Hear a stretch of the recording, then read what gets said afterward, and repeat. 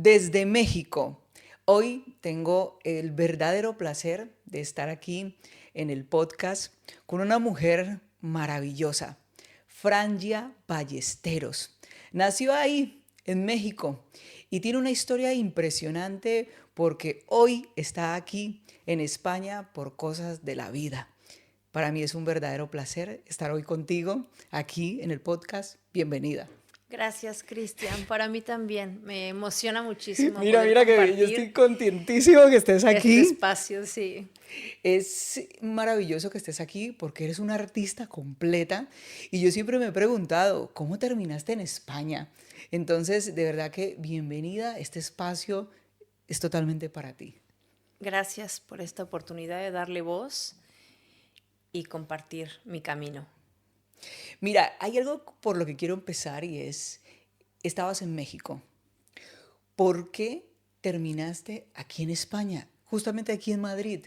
¿Cómo fue ese inicio y por qué pasó? Lo voy a decir primero de manera muy general y fue el amor. El amor a mi profesión y el amor a un hijo y a un proyecto de pareja. Vine aquí porque presenté un proyecto artístico, una residencia coreográfica para hacerla en Madrid y quería también vivir esta aventura con mi familia, que era mi expareja, el padre de mi hijo, y mi pequeño de 1 año y 6 meses. Mi expareja es español, así que aproveché esta oportunidad de trabajar aquí, de compartir mi trabajo y por eso es que llegué a Madrid. Estabas ahí en México, conociste una persona de la cual te enamoraste, eh, tuvieron un hijo y como tú lo dices, por amor, me imagino que por hacer una nueva vida aquí familiar, emigraste. ¿Qué significó para ti emigrar en ese momento, estando en México? En ese momento no dimensioné lo que iba a significar este cambio. Todavía quedan ecos de frases de mi mamá, de amigas, de amigos. ¿Qué vas a hacer ahí sola? No vas a tener red de apoyo, no tienes pues nadie, ¿no? En ese momento significó un inicio de un proceso que yo tenía muchísimas ganas. A ver, a mí me encanta viajar y me encanta vivir en otros lugares. Yo soy muy curiosa de la vida en general. Yo ya había vivido en Alemania, había estudiado en Alemania, había vivido en Montreal, en Canadá, ya había trabajado también ahí. Y me apasionaba como esta aventura de venir aquí, además, con un proyecto, pues eso, con el amor de mi familia y de mi trabajo. No dimensioné lo que esto iba a significar hasta ahora que han pasado pues más de 4 años de estar aquí. Viajaste, cogiste ese avión con tu hijito que tenía un poco más de un año, con esa ilusión de construir una familia aquí. ¿Qué pasaron esas primeras semanas y esas primeras noches ya aquí en Madrid? ¿Qué había aquí adentro? ¿Qué sentías? Ay, pues fíjate que hay algo que sí me sucedió, porque bueno, cabe decir que nosotros llegamos una semana antes del estado de alarma. Y tuve una sensación muy, muy profunda de preguntarme si había hecho lo correcto estar aquí.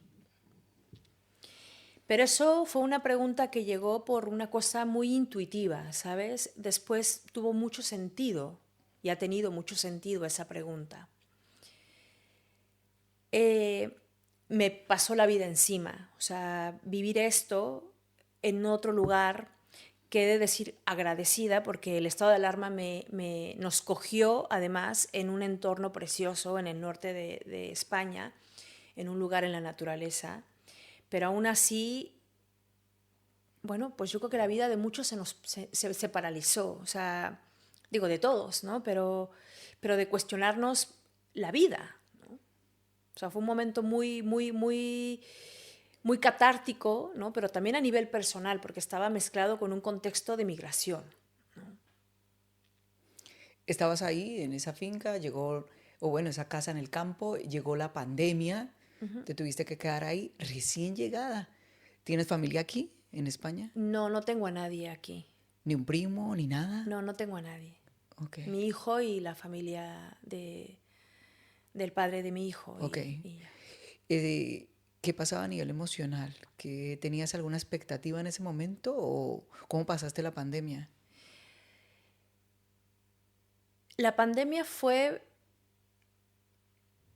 o sea, fue dura, pero yo siempre, yo soy muy familiar.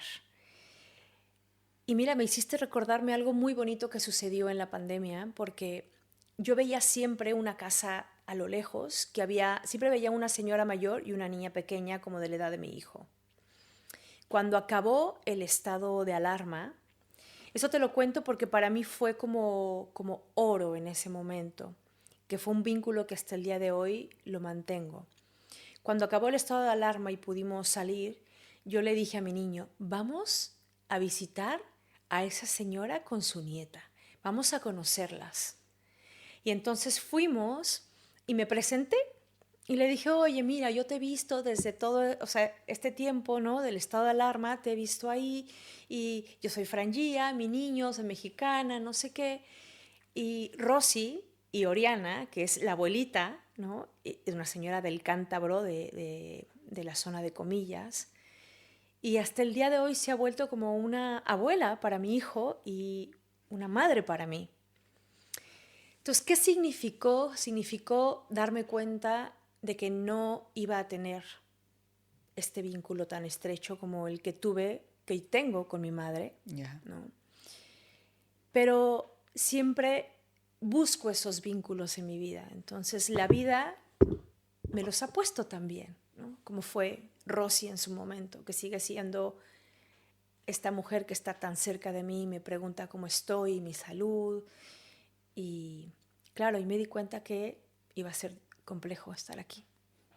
Te empezaste a dar cuenta, ¿no? A entrar en conciencia de esa falta del vínculo familiar que nos llena tanto, sobre todo a nosotros los latinoamericanos, ¿no? ¿Qué pasaba o en qué momento empezó a desconfigurarse un poco el tema o qué estaba sucediendo para que llegara ese momento en el que ya no estuvieras con ese chico con el que estabas? Ay, una pregunta difícil. Si me lo hubieras preguntado a lo mejor años atrás, te hubiera contestado desde un lugar muy individualista, hablando como desde mi perspectiva. Hoy creo que he hecho un trabajo muy profundo en mí y creo que a veces no somos valientes en ser honestos con el otro. ¿Y qué sucedió? Que él no fue valiente en decir, ya no te amo. Y eso causó mucho dolor en el proceso de dejarnos. Y claro, esta separación fue para mí como darme más cuenta, o sea, como aterrizar el qué hago yo aquí, ¿no? Ya tenía este proyecto profesional encaminado, ¿no? Esta pieza que tenía que presentar, porque yo vine con un apoyo del Ministerio de Cultura de México, y claro, tenía esa responsabilidad por un lado y ese ego, ¿no? Y esas ganas de continuar mi propio camino aquí, ¿no? Como poner una semilla de mi trabajo. Y fue complejo entenderlo, o sea, fue muy duro, ¿no? Como separarme porque No sé si me estoy perdiendo en la pregunta que me has hecho, pero No, vas muy bien. Lo que quiero entender es qué significó para ti ese momento. Sé que no fue fácil y sé también que fue un momento en el que casi que se tuvo que transformar tu vida a nivel emocional. mm, Y es desde ahí donde quiero entenderlo. mm. Cuando se me rompe como toda esta historia que me había contado y que habíamos construido, me vino una imagen que era como muy constante en ese proceso y que yo me sentía, yo vivo en el sexto piso y tengo una ventana que da a un parque enfrente que está muy arbolada, que lo agradezco porque para mí ha sido paz verlo cuando he estado triste, ¿no? Y también cuando he estado muy contenta porque me asemejo a los árboles. Los árboles, amo los árboles, por cierto. Para mí son los seres más sabios de este mundo. Eh, pero yo me imaginaba desnuda en la calle. Yo me imaginaba, no sé si decir perdida, pero completamente desarraigada, desarropada de todo. Y hace unos días me vino una canción de Alanis Morissette, la cantante canadiense, que se llama Thank You, y el video era ella desnuda en contextos cotidianos. Y yo me sentía así, pero al mismo tiempo creo y refuerzo la letra de esa canción que dice, gracias por todo, o sea, gracias dolor, gracias luz, gracias por existir, ¿no? Ahora lo veo desde otro lugar, pero en ese momento me sentía totalmente desnuda en esta ciudad. Vaya, qué fuerte. ¿En qué año fue eso? En el 2021. Justo en el 2021. Empieza un proceso de transformación. Uh-huh. En ese momento, sentías de verdad ya, porque era enfrentarse a una realidad de ya empezar un camino sola, con tu hijo, me imagino, Uh-huh. claro, pero era enfrentarse también a una realidad de la migración, porque hasta ese momento estabas acompañada, intentando construir algo. ¿Qué pasó a nivel migratorio en ti? ¿Qué sentías? Bueno, primero conecté mucho con la rabia. Conecté mucho con la rabia y hubo algo de lo que se colgó en ese momento, o sea, se colgó porque fue una emoción que perduró por, podría decirte, un par de años. Y esa rabia era a dejar todo lo que había construido. Es que en ese momento me di cuenta de todo lo que había cosechado a nivel, no solamente profesional, a nivel humano en México. Los lazos, como bien hablabas antes, yo siento que es verdad que tal vez los latinos somos más conscientes porque nos apapachamos, amo esa palabra mexicana, que es abrazar con el corazón, nos apapachamos más, pero yo creo que todos los seres humanos necesitamos ese apapacho. Y, y fue darme cuenta de que no tenía eso y conectar con mucha rabia de por qué estoy aquí, o sea, de yo no quiero estar aquí, ¿no? Aunque haya sido una decisión personal y aunque había tenido este proyecto profesional, proyecto el cual no pude hacer, porque tuve tanto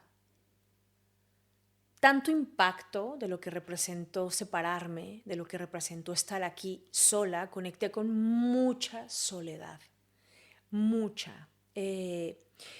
Al grado que no podía ni siquiera vincularme con nadie. Yo recuerdo una amiga, porque puedo decir que ella ha sido como, hay un bálsamo en todo este tiempo aquí, y ella siempre que me veía en la calle me decía, cuando tú estés lista, nos tomamos un café, que sepas que yo estoy aquí. Y a mí me costaba mucho porque yo no quería nada que tuviera que ver con España. nada. O sea, lo tenía todo, ¿no? O sea, mi hijo, la familia política, o sea, y yo era como, no quiero una amiga española, no quiero esto. O sea, era como una negación de estoy aquí.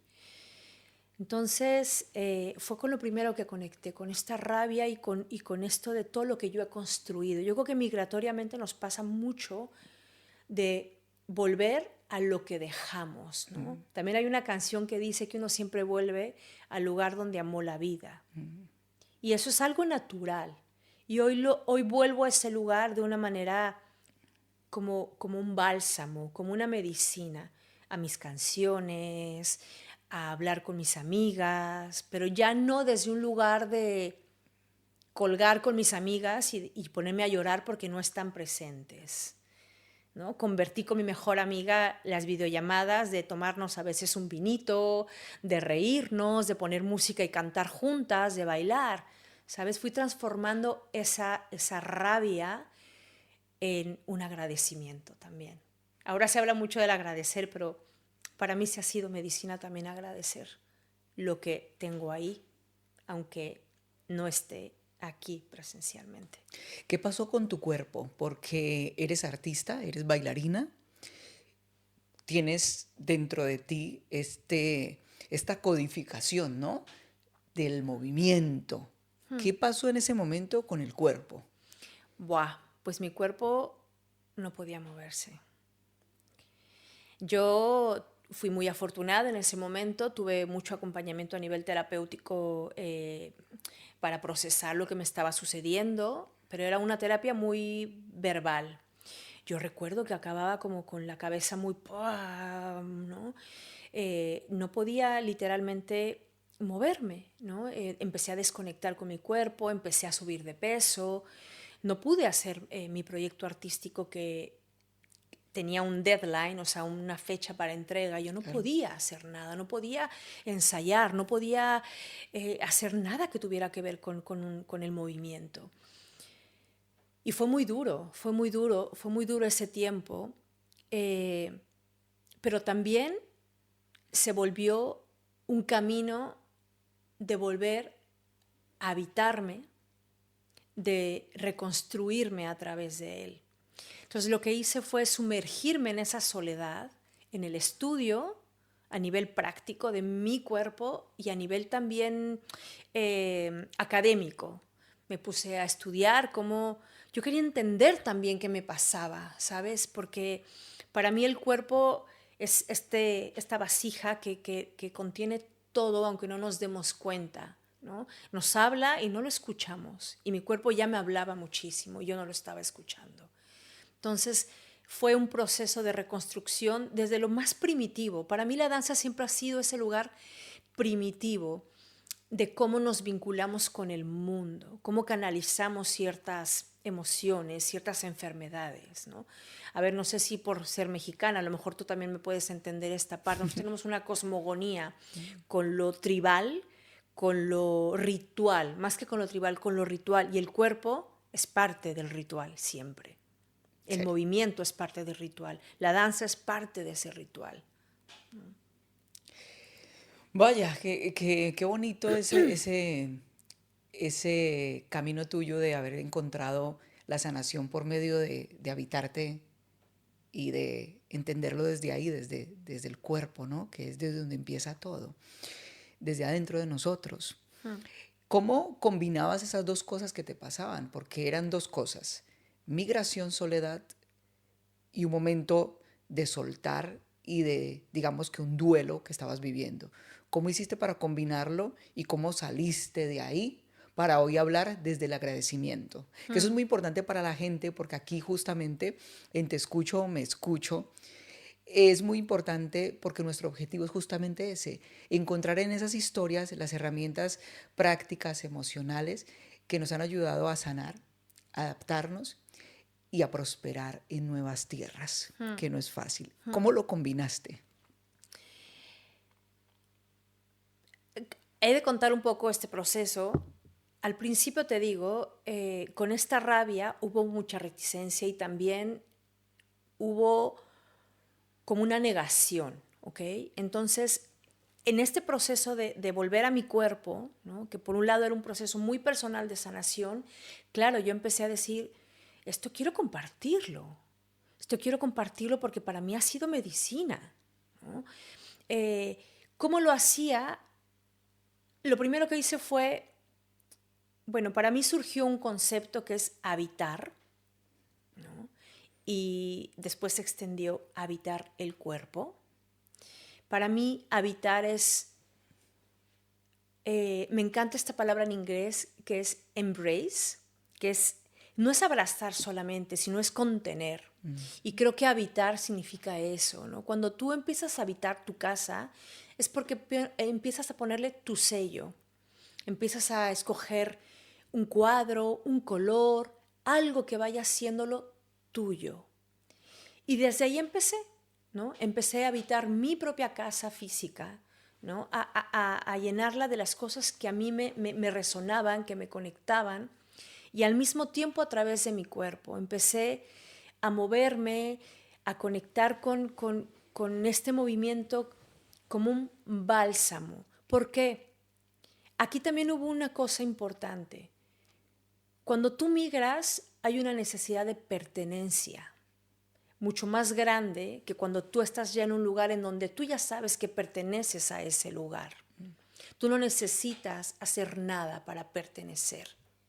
Cuando llegamos aquí, desde mi perspectiva, en un contexto totalmente ajeno al tuyo, que no conoce tu historia, que no conoce tus valores tampoco, hay una necesidad de pertenecer, quiero hacer. Y yo fui hacia ese lugar y fue difícil. Fue difícil porque miré muy afuera en vez de mirarme a mí. Entonces, hubo muchos nos y sigue habiendo muchos nos. Tan es así que yo caí en un lugar de una desacreditación personal de mi propio conocimiento. También mi profesión es una profesión muy social. Yo, bueno, o sea, conocí al director de tal, a la persona que trabajaba en tal estudio, en tal gimnasio, en tal. Yo siempre estuve como, es una carrera muy social. Aquí mi maternidad y mi contexto personal me ha aislado de alguna manera, ¿no? O sea, me ha puesto en otro contexto en el que yo ya no tengo esa libertad, ¿no? O esa manera que yo creía que podía construir, Además de lo ¿no? cultural, las diferencias de vivir. ¿No? Claro, hay un tema cultural que es innegable, ¿no? También siento yo, y a mí me parece una riqueza, ¿no? Nosotros tenemos mucha apertura. Yo siempre lo asemejo a una estructura económica, fíjate, y lo vi en la pandemia. Europa se paralizó, pero como pertenece a un sistema, todos quieren trabajar en un mismo sistema.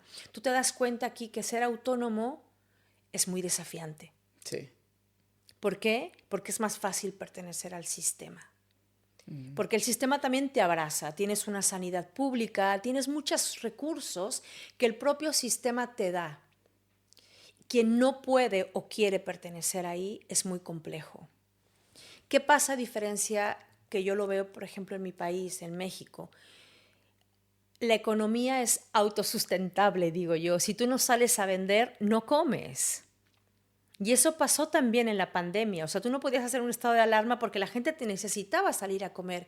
Pero eso también es una energía que siempre está activa,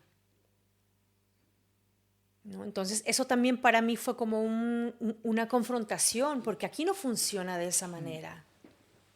Y fue como, ¿dónde encajo yo con esto aquí? Yeah. ¿No? Y ha sido un camino en el que te digo, al principio era como, ok, no encajo, pues entonces voy a hacer esto para poder encajar y voy a ir. Y era muy afuera todavía. Pero llegó un momento en el que, ay, se dice mucho esta frase, pero hoy me encanta y es, no le voy a pedir permiso a nadie para brillar. Y no lo digo desde el ego, como sentirme superior, sino que yo sé cuál es mi valor. Reconozco mi camino y sé lo que puedo aportar también. Y por eso es que, primero con este proyecto que yo creé, que se llama Habitar el Cuerpo, que es un proyecto que ha surgido desde mi propio camino y desde cosas que fui incorporando, que fui estudiando, neurociencia del movimiento, yoga desde una parte terapéutica, toda esta parte de danza que ya tenía, ¿no? Y comencé a hacerlo en línea. Comencé a acompañar a otras personas a cómo podían volverse a habitar, porque para mí un cuerpo presente, un cuerpo fuerte, es un cuerpo que conecta con su propia identidad. Y para mí, en un contexto migratorio, es fundamental que conectemos con eso. Porque si no, seguimos queriendo pertenecer a algo que a lo mejor sucederá de una manera orgánica, pero no desde una necesidad de aceptación del otro. Ya. Sí, de dejar de buscar esa aceptación, ¿no? Porque siempre estamos como un poco ansiosos por esa aceptación, el pertenecer. Entonces se ve mucha, ahora con el tema de la regularización, se ve mucha angustia, ¿no? Esa prisa, el quiero todo ya. Bueno, mira, me encanta lo que dices, me encanta esto desde el concepto de habitar el cuerpo, me gusta mucho. Quiero que hagamos una pequeña pausa y te voy a entregar algo que tengo aquí, porque ahora quiero que sigamos hablando de habitar el cuerpo, porque sé que es tu proyecto de vida, sé que es lo que te mueve desde el corazón. Aquí hay una imagen, quiero que me digas quién es y qué significa para ti, ¿vale?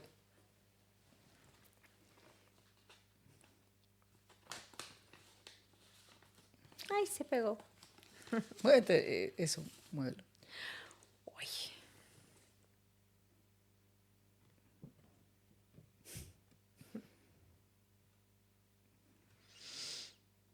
Mi sol es mi hijo, se llama Helio. Helio significa sol y nació un 21 de junio, que es el día del solsticio de verano. Todo se alineó para, para que él estuviera aquí.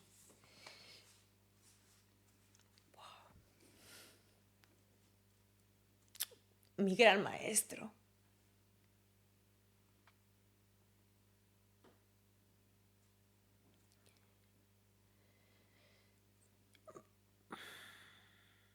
Voy a compartir algo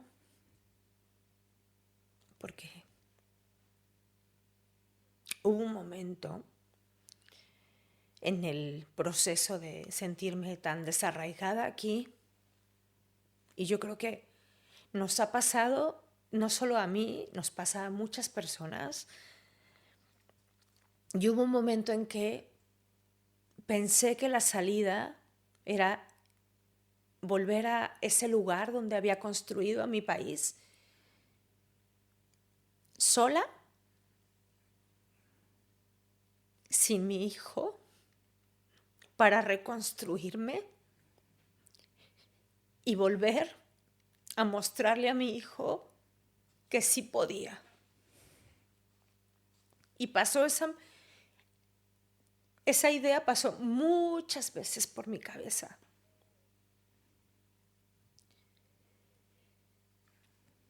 Y mi mejor amigo me decía, tú decidiste ser mamá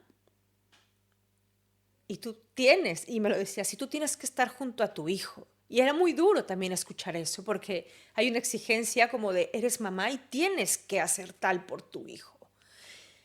Yo en ese momento sentía que me tenía que rescatar a mí antes que rescatar a mi hijo o que apoyar a mi hijo. Pero no sabía cómo hacerlo. Y en ese momento yo tengo que estar lejos de mi hijo para poder hacerlo. Y no me iba a perder la luz y la risa de mi hijo todos los días. Así que creo que fui muy valiente porque lo tengo que decir, lo tengo que reconocer.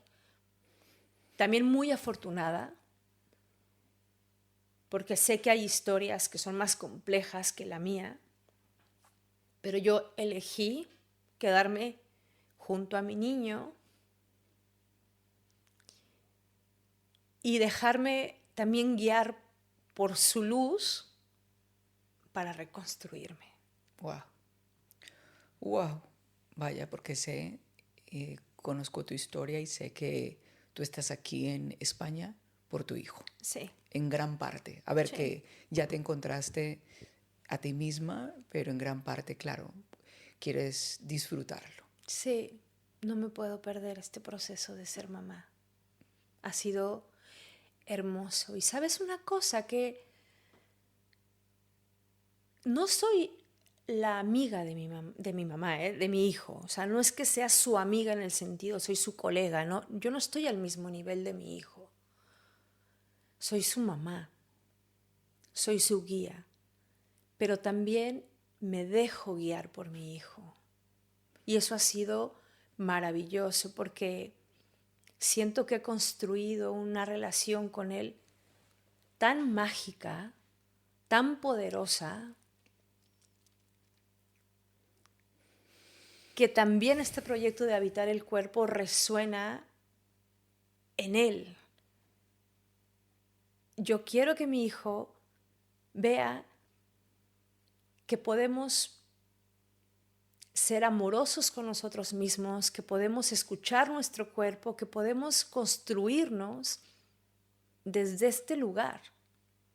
Y eso para mí ha sido oro, y lo veo en él como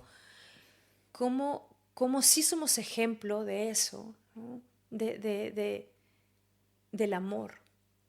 Es que vuelvo a conectar con eso, o sea, y por eso digo que el amor para mí sigue siendo ese motor de vida. O sea, no hay nada más poderoso que el amor. Amarme a mí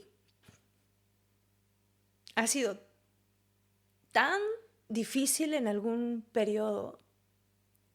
Y no hablo ahora de esta cosa del auto, ¿cómo se llama? Que lo hablamos mucho, se escucha tanto como el autocuidado, Sí, sí. ¿no?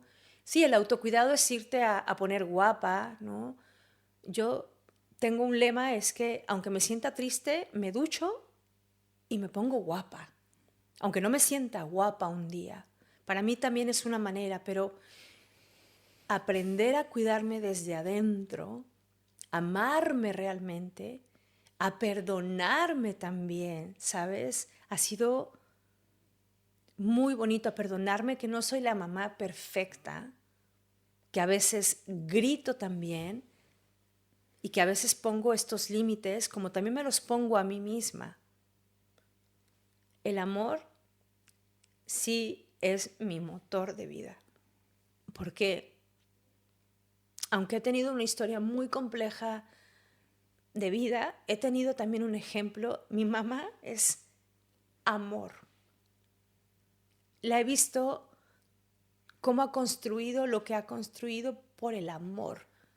También a ella misma. Y a mí y a mi hermano. Así que mi hijo es mi luz, mi gran maestro. Uf, ¿qué le dirías a tu hijo?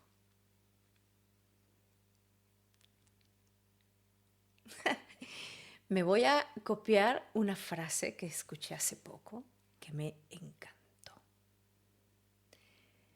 Que nunca se sienta superior a nadie, pero que tenga tanto calorcito en su corazón, que se quiera tanto para que pueda caminar y transitar esta vida con la fortaleza necesaria para saber que él puede con lo que desee en esta vida. Qué bonito. Me toca mucho tus palabras porque sé que no ha sido fácil este camino. Y de verdad es admirable que estés aquí en España sin ningún familiar. Porque al menos en mi caso, yo tengo aquí mi hermano, primas, tías. En tu caso es admirable, de verdad te lo digo. Entonces, solamente tengo por decir eso en ese sentido. Una admiración total.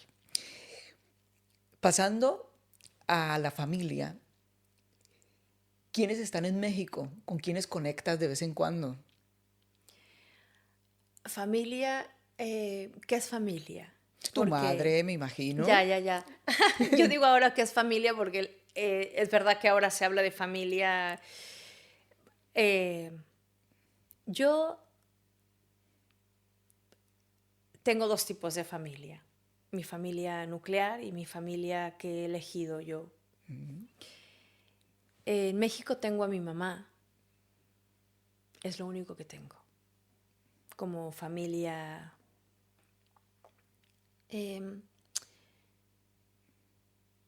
Mi familia, mis tías, mis primos, mis primas, están ahí. Sin embargo, eso también lo he aprendido aquí. No puede uno vivir del rencor ni del pasado. Daña mucho, cierra mucho la vida. Así que en México tengo a mi mamá con la que hablo casi todos los días, siempre, siempre.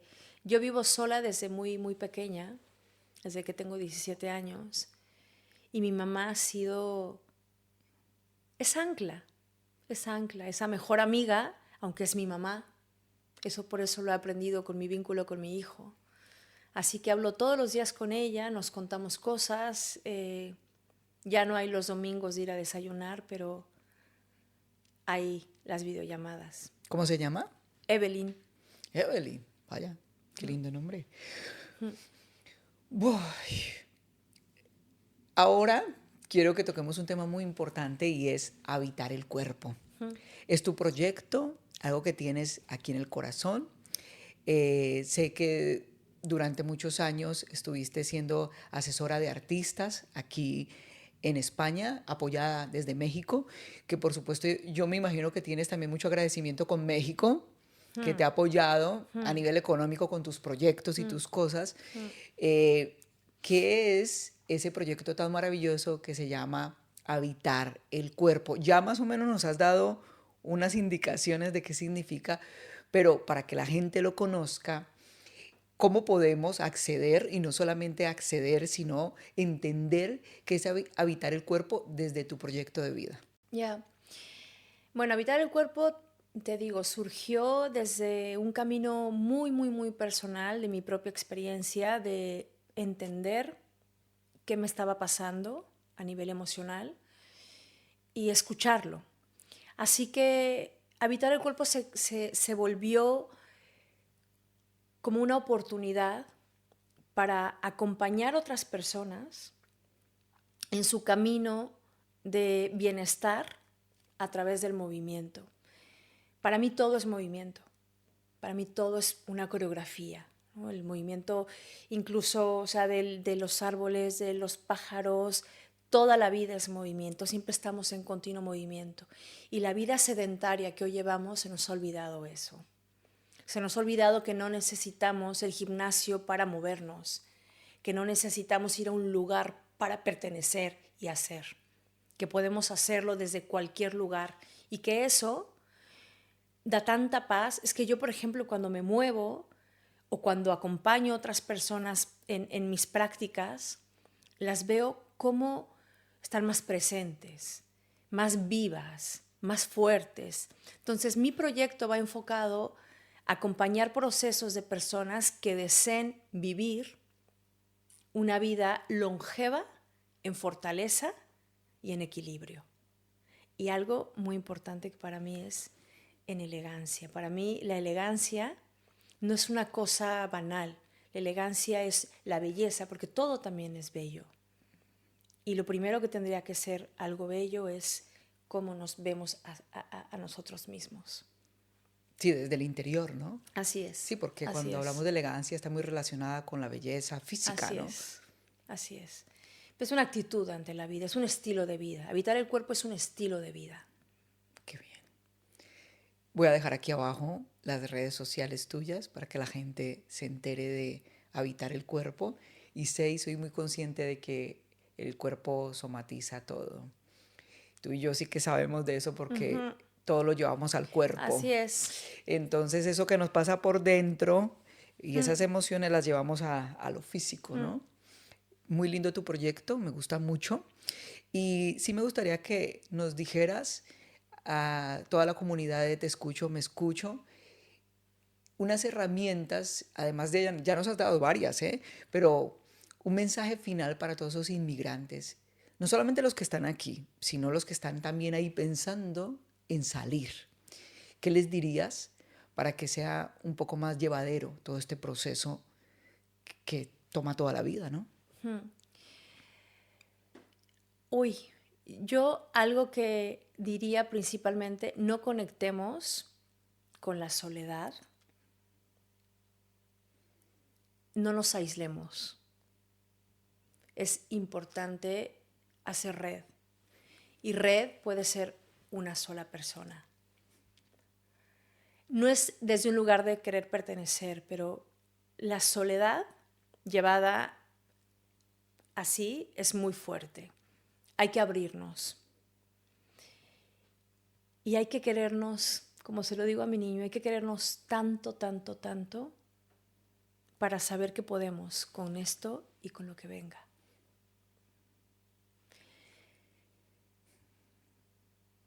Y que es precioso ser diferentes. Todos somos diferentes. Así que abracemos esa diversidad. Yo creo que a este mundo nos falta abrazar lo diverso. Hay muchas cosas que se hablan de nivel inclusión, el LGTBI, movilidad reducida, Racismo. O sea, ¿no? Hay como muchas cosas ahí que se hablan desde una estrategia, siento yo que es una estrategia más sociopolítica que humana, y que realmente no abrazamos a veces lo diversos que somos, que me parece una riqueza eso, que valoremos que seamos diferentes, porque ahí está nuestro potencial. Wow, muchas gracias por tu tiempo, por haber venido al podcast. Me ha llegado al alma todo lo que has dicho. Voy a estar muy atento de habitar el cuerpo en el día a día, Sí, y contigo y en el día a sí. día, ¿sabes? Porque me encanta eso.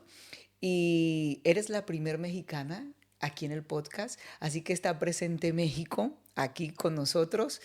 México es un país al que tengo que ir algún día, ¿eh? Que me siento muy identificado con vuestra cultura. Muchas gracias. A ti, Cristian, me parece hermoso. No hemos contado cómo nos conocimos, pero es mágico Sí, sí. cómo fue. Lo único que te puedo decir es que eres luz. Ay, gracias. Es Gracias. que me paralicé porque me vino ese momento cuando nos conocimos, que desde el primer contacto visual que tuvimos, dejaste verte con esa luz, con esa expansión. Eres una gran persona. Ay, muchas gracias. Muchas gracias. Tú también. Sí. Y estoy muy agradecido infinitamente porque este espacio justamente lo he creado desde una necesidad personal, de crecimiento personal y de avanzar, porque eso es lo que los seres humanos vinimos a hacer, a dar amor, que justamente ese es digamos que el mensaje final que me queda contigo, ¿sabes? Amor. Sí. Muchas gracias. A la vida.